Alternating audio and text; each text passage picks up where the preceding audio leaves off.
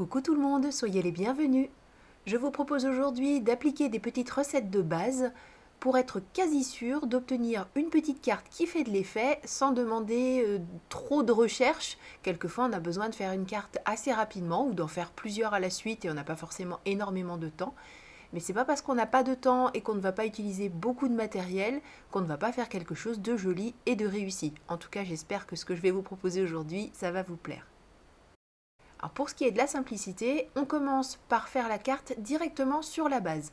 Vous me voyez couper ici des demi-feuilles A4 de papier DCP 300 grammes, c'est toujours celui que j'utilise pour faire mes bases de cartes. Et en plus aujourd'hui, on va faire la réalisation sur ce papier. Je peux me permettre de rester sur le DCP parce que je ne vais pas utiliser énormément de techniques humides parce que le DCP il n'aime pas trop ça, il gondole, enfin c'est pas qu'il gondole, il gonfle et puis ça fait des effets de petites peluches. Alors ça peut être un parti pris et on peut choisir de laisser comme ça pour obtenir un effet particulier. Mais bon, en l'occurrence, ça n'est pas ce que je souhaite et comme je vous le disais, de toute façon, on ne va pas faire des choses très humide, je vais juste utiliser un spray d'encre, donc pas beaucoup de risque d'abîmer le papier DCP. Comme pour la vidéo du jour, je souhaitais vous réaliser plusieurs cartes, à savoir on va en faire 6. J'en ai profité pour faire plein de bases de cartes, j'en ai fait une dizaine. Comme ça, comme je sais toujours à peu près les dimensions que j'utilise, dans 99% des cas, je sais que je me servirai forcément de ces bases. Un petit rappel, quand on plie, on part du milieu de sa carte et on va vers les extrémités pour éviter de partir de travers. On fait les deux côtés. Et puis quand on trace, le petit, vous voyez, c'est le creux qu'on met à l'intérieur. Quand on appuie avec son stylet pour faire la marque de pli, ça fait un creux. Et bien ce creux, c'est lui qui reste à l'extérieur. La petite partie en montagne, elle va à l'intérieur de la carte. Dans la suite de la recette, il faut que notre fond de carte soit joli, assez simple. Donc pour faire ça, j'ai choisi d'utiliser un tampon écriture. Ici, c'est le manuscrit fin de chez Tout en Colle. C'est un must-have, le tampon écriture. Moi, j'ai celui-là depuis longtemps et j'adore m'en servir. Aussi, un tampon qui va donner une direction à notre carte. On peut utiliser également un petit tampon qui va salir un petit peu le fond, ajouter un petit peu des choses intéressantes sans faire n'importe quoi. Et puis une couleur de base, moi j'ai choisi un gris clair, c'est le dernier gris de chez Distress qui s'appelle Lost Shadow et je l'ai choisi en petites choses à pulvériser. On choisit ensuite le thème de notre carte. Ici, j'ai choisi le printemps. J'ai donc tout naturellement sorti mes die, oui, toujours les mêmes, sur le thème de la nature. De toute façon, ça aussi, c'est un must-have, des petites herbes assez hautes, assez fines, pour pouvoir mettre derrière des personnages, les utiliser toutes seules comme ici. On peut utiliser aussi des choses un petit peu fantaisistes comme celle-ci, mais toujours sur ce principe d'avoir des tiges assez longues qu'on peut tout à fait raccourcir. Bref, des choses à utiliser facilement, qu'on peut caser dans quasiment toutes nos créations. Donc ça, c'est vraiment des choses qu'on peut acheter les yeux fermés, on s'en servira, c'est sûr. Je découpe bien sûr mes die à la Cuttlebug. J'ai voulu être un peu gourmande. Alors ma Cuttlebug est très mignonne, elle est en pleine forme. Mes plaques un peu moins, ce qui fait que ça découpe pas forcément très bien. J'ai voulu mettre les 6 die d'un coup. Forcément, comme on ne va pas appliquer la même force partout, il y a des choses qui ne vont pas se découper correctement. Bon, j'ai voulu faire comme ça. Résultat des courses, je suis obligée de les reprendre un par un pour finir les découpes. Bon, ça c'est juste pour les personnes qui n'ont pas encore beaucoup l'habitude, qui se disent mince, j'ai raté ma découpe du premier coup, c'est fichu. Non, pas du tout. Ce que j'ai fait, je les ai tous séparés en utilisant mes ciseaux. Je replace ensuite très précautionneusement la matrice de coupe. Je me sers des petits creux qui ont été réalisés quand même tout à l'heure. Je fais bien tomber le die exactement au même endroit. Je mets un petit morceau d'adhésif pour être sûr que ça ne va pas bouger et je repasse dans ma machine de découpe. Et là, bien sûr, c'est parfait. Il peut arriver que certaines petites découpes soient un petit peu plus récalcitrantes. Celle-ci, je l'ai déjà repassée comme je viens de vous montrer et ça n'a pas suffi. Donc plutôt que de risquer de tout arracher, à nouveau, je replace bien le papier dans le creux, en fait le positif et le négatif. Je remets ma matrice de coupe Et là, c'est le haut en fait qui n'est pas découpé. Le reste de la tige est parfaitement découpé. Donc pour que ça appuie davantage à cet endroit-là et me laisser toutes les chances que ça fonctionne, je vais ajouter une épaisseur de papier. De cette manière, je suis sûre que je vais avoir encore plus de pression et cette fois-ci, ça coupe parfaitement. On va maintenant s'occuper de nos fonds de cartes. Donc je vais toutes les faire à la chaîne. Je place mon tampon une fois pour toutes. Donc là, je l'ai mis tête bêche tout simplement pour que ce soit plus facile de faire entrer dans ma presse de précision. J'ai commandé des aimants un peu plus forts. J'ai fait appel à ma copine Jennifer Passion qui est maintenant des Stampin' Up et j'ai acheté les aimants Stamparatus. Je crois savoir qu'ils sont extrêmement forts, donc je n'aurai plus ce souci de choses qui se décollent malgré toutes mes précautions. J'ai choisi la Distress Oxide, là aussi dans le coloris Lost Shadow. Je dis là aussi parce que je vous en ai déjà parlé tout à l'heure quand on a parlé du petit spray que je vais utiliser pour faire les petites tachounettes. Et je fais, comme je vous le disais, tous mes fonds à la suite les uns des autres, mes 6 cartes, puisque je vais faire exactement la même chose en base pour chacune de ces cartes. De toute façon, sur le principe, elles sont rigoureusement identiques. Il n'y a que la forme et puis quelquefois les couleurs qui vont changer un peu. Toujours avec la même encre grise pour rester dans quelque chose, vous voyez, c'est très discret, c'est vraiment juste pour habiller le fond, que ça ne reste pas tout blanc, mais pas non plus pour que ça vole la vedette à nos petites fleurs. Donc j'utilise le tampon manuscrit fin de chez Tout en Colle, sans plaque derrière, parce que je ne veux qu'une partie. L'idée, c'est pas qu'on puisse lire ce qui est écrit, mais juste continuer à habiller le fond. Et finalement, je n'utilise pas le troisième que je vous avais montré de chez Casey Art, je crois, qui est très joli et qui est très utile pour faire ce genre de fond. Voilà, sachez juste que si vous en êtes à vous demander ce qu'il vous faut comme matériel de base, je pense qu'un tampon comme celui-là qui fait des petites choses un peu salies mais très graphiques, c'est vraiment hyper utile. Et puis maintenant, je vais pulvériser mes petites gouttes de Lost Shadow. Je protège bien sûr la moitié de la carte qui n'a pas besoin de petites gouttes. Et puis j'appuie tout simplement sur le spray avec plus ou moins de réussite. Et en fonction de la manière dont j'appuie, ça fait des taches plus ou moins grosses. Bon, c'est le jeu aussi. On ne veut pas des choses hyper régulières. Et si ça devient trop robotisé, ça n'a plus beaucoup d'intérêt. Alors le tout gris, le tout discret du fond, c'est très bien, mais maintenant ce qu'on veut, c'est de la couleur. Donc place à nos petites fleurs. J'ai choisi 2 teintes de vert pour habiller les tiges de nos fleurs.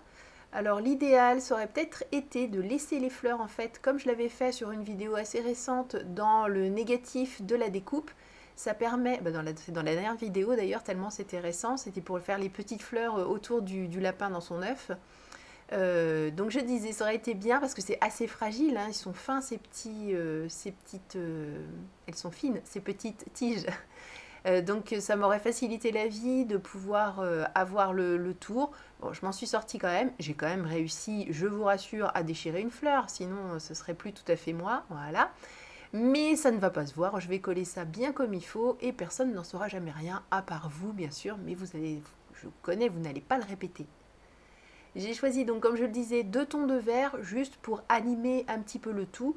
Un ton aurait suffi, mais j'avais envie de créer un petit peu comme une ombre. Alors sans chercher à le disposer vraiment comme une ombre, comme on peut le faire avec les feutres à alcool ou d'autres moyens pour mettre en couleur. C'est juste pour apporter une deuxième tonalité de vert.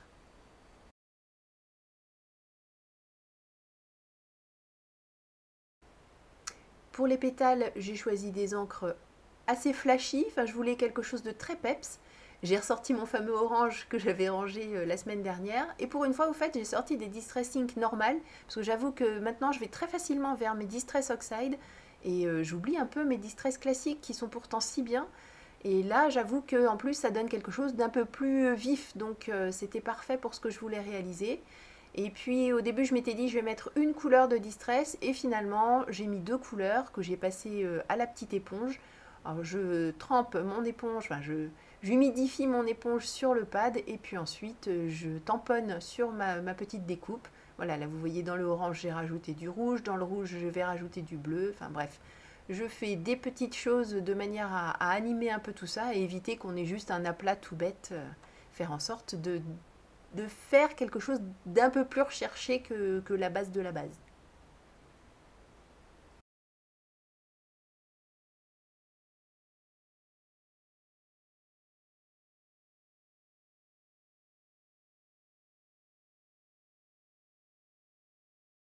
Alors ces petites fleurs, elles sont très jolies, mais j'avais peur qu'elles se sentent seules. J'ai fait d'autres découpes, dans celles que vous connaissez depuis longtemps.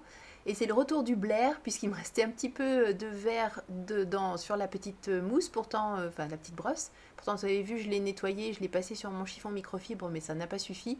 Je pense qu'il faut que je leur fasse un petit shampoing, ce sera beaucoup plus efficace. Surtout que là, on est donc sur les Distress classiques, et j'avoue qu'elles se nettoient un peu moins facilement que les Distress Oxide, avec ce principe du passage sur le chiffon microfibre. Bon, c'est pas grave, c'est très joli le Blair, et puis on en a déjà utilisé la semaine dernière, donc il n'y a pas de raison que ça ne marche pas cette semaine aussi. Et le dernier élément dont on a besoin, eh bien c'est un sentiment. Je suis allée le chercher sur une planche de tampon Crazy Little Craft qui s'appelle Hello Printemps. Bon, je continue à vous donner les références, même si bien sûr il n'est plus possible d'obtenir ces petites planches de tampon. Ça me fait toujours un petit quelque chose de dire ça comme ça. Et j'ai choisi la mention qui dit « La nature reprend des couleurs ». Je trouvais que c'était parfaitement adapté à ce que l'on avait choisi d'utiliser cette semaine comme illustration pour les cartes. Comme on a choisi le thème de la nature du printemps, j'ai choisi de faire ces petites languettes de sentiments sur du papier noir avec un embossage en blanc. Je trouvais que ça faisait un effet un peu herbier, vous savez, quand on fait sécher des petites plantes et puis on met une étiquette pour dire de quelle plante il s'agit. Voilà, je trouve que ça allait bien dans le thème. Je vais, comme je le disais, faire un embossage à chaud. J'utilise de l'encre Versamark. J'aurais pu utiliser Non, justement, j'ai utilisé l'encre Versa fine. J'avais sorti la Versamark et puis je me suis dit que la Versa fine, j'aurais quelque chose d'encore plus défini puisque la Versamark, je trouve qu'elle a tendance à être un peu, comment dire, grasse et à fuser un tout petit peu. Alors, c'est parce que je chipote, hein, mais avec la Versafine, je n'ai eu aucun souci. Je suis sûre que la définition du tampon est parfaite et que mes petites lettres toutes fines vont bien ressortir avec cet embossage blanc sur le fond noir. Je n'ai pas oublié, bien sûr, non plus de passer mon petit coussin avec du talc à l'intérieur pour éviter d'avoir de la poudre partout où je n'en voudrais pas.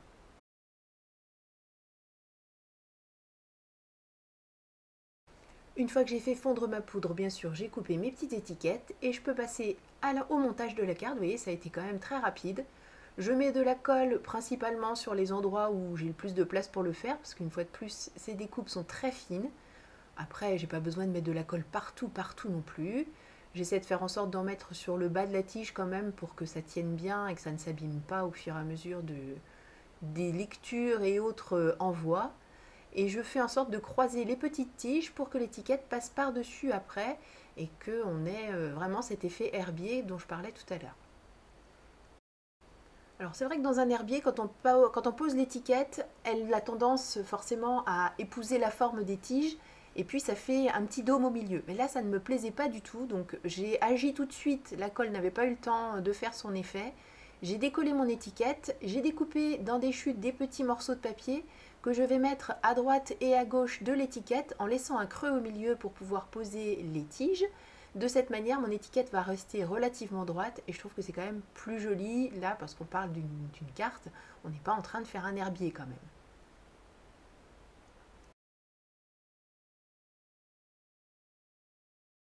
Bon, je vous laisse cette partie-là, sachant que c'est exactement la même chose que ce que j'ai fait jusqu'ici, juste parce que j'ai envie de blablater un peu, de vous dire merci beaucoup à tous de votre présence fidèle. Je sais qu'il y a beaucoup de gens qui nous ont rejoints récemment, donc on leur souhaite aussi la bienvenue. Merci beaucoup de vos gentils témoignages, du fait juste d'être là. Bref, c'est un vrai bonheur pour moi de vous retrouver toutes les semaines. Et j'adore quand je double ces vidéos. Je m'adresse vraiment à vous. J'ai vraiment l'impression de vous parler alors que bien sûr on n'a pas d'échange. Je ne suis pas dupe. Mais je le fais vraiment en toute sincérité. J'ai l'impression de m'adresser à chacun d'entre vous individuellement. Donc voilà, c'est un petit bonheur pour moi de partager toutes les semaines ces vidéos, d'essayer de vous faire plaisir aussi, même si je partage ce que j'ai envie de partager. J'espère que ça rencontre un petit peu d'adhésion de votre côté. J'ai l'impression que oui, quand même, au travers de ce que je peux lire et puis au travers des nouvelles personnes qui rejoignent la chaîne. En tout cas, merci beaucoup à tous. J'avais envie de dire à toutes, mais il y a peut-être un ou deux garçons quand même qui se glissent au milieu de toutes ces filles qui regardent les vidéos tous les samedis.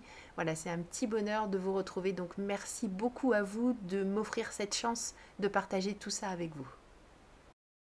Et voilà, la recette de la semaine est terminée, donc vous voyez, un cocktail tout simple pour obtenir des petites cartes qui font quand même leur effet, je trouve. Je vous donne rendez-vous la semaine prochaine pour une nouvelle réalisation. D'ici là, vous le savez, prenez bien soin de vous, créez, partagez autour de vous, c'est ça qui rend heureux. Bisous, bye bye.